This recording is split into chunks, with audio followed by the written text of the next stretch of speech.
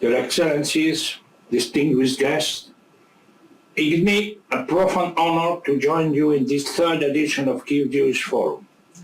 I thank the Center for Jewish Impact, the Jewish Confederation of Ukraine and Combat Antisemitism movement for inviting me to your forum, which has become an important venue for combating antisemitism. I take this opportunity to congratulate the Jewish community in Ukraine and beyond on the occasion of the third anniversary of the establishment of diplomatic relations between Israel and Ukraine. It is a reminder of Ukraine's Jewish past. Distinguished guests, like many other faith minorities, Jews are subjected to hate crimes, physical and verbal, as well as other manifestations of related intolerance.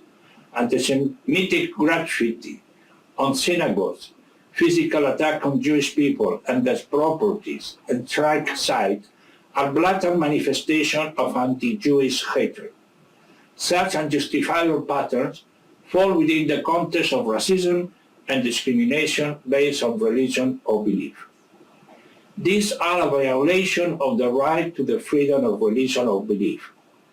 In addition, such acts often prevent individuals from professing their religion and practicing it out of fear, which is an infringement of Article 2 of the 1981 Declaration on the elimination of all forms of intolerance and discrimination based on religion or belief. The upsurge in anti-Semitic attacks and conspiracy theories around the Jews during the pandemic reminds us of the falsehood and conspiracy theories that resulted in the Holocaust.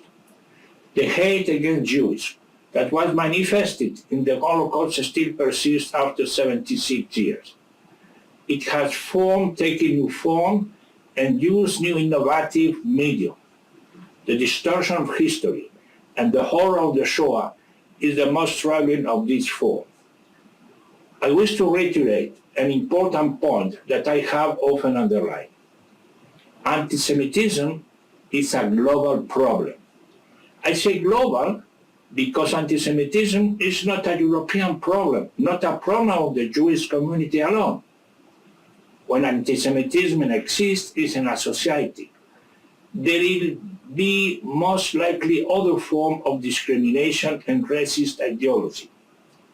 Therefore, anti-Semitism and all manifestations of discrimination and racism are an affront to democratic values, human rights law, and to the core values that the United Nations Charter upholds. When left unaddressed, anti-Semitism poses a threat to the social cohesion and the stability of our communities. We should always remember that anti-Semitism doesn't occur only in countries where Jewish communities live, but it's also present in countries where there are no Jews at all.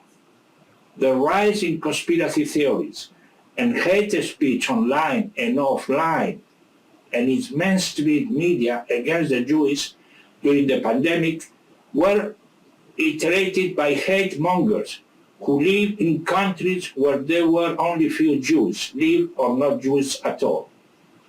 Therefore, my friends, to combat anti-Semitism, we need to adopt a global holistic approach rooted in human rights that brings together governments, civil society, faith communities, religious leaders, media, educational institutions, and municipalities. Education remains a crucial element in any approach we take forward in our effort to combat anti-Semitism. Part of that education is to preserve and disseminate information about the Holocaust and the testimonial of the survivors. It is so important our young people are able to hear such stories from the survivors themselves as a testimony to the power of resilience and endurance. Distinguished guests, the Secretary General of the United Nations has made tackling the root causes of intolerance and hate an urgent priority for the United Nations, including through the initiative like the UN Strategy and Plan of Action on Hate Speech, the Call to Action for Human Rights, and the UN Plan to safeguard religious sites in the fight anti-Semitism. I applaud the incredible work of the Jewish civil society organization who have been doing a great deal of heavy lifting. It's also of collective duty to stand up and speak out against hate speech and attack on the Jews. You have my personal commitment to continue working with all of you to combat all forms of anti-Semitism. Thank you very much.